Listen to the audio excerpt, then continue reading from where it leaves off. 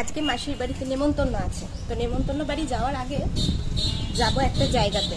চলো যেতে যেতে দেখাচ্ছি কোথায় যাব।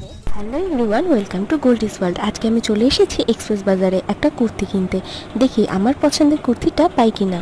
এখন সমস্যা যেটা হয়ে গেছে, আমি নিতে চাইছিলাম এই কুর্তিটা, মানে এটা আমার এক্সপ্রেস বাজার থেকে নেওয়া, বাট এখন ওনারা বলছেন এই প্রোডাক্টটা নেই, মানে এই ডিজাইনটা এখানে নেই।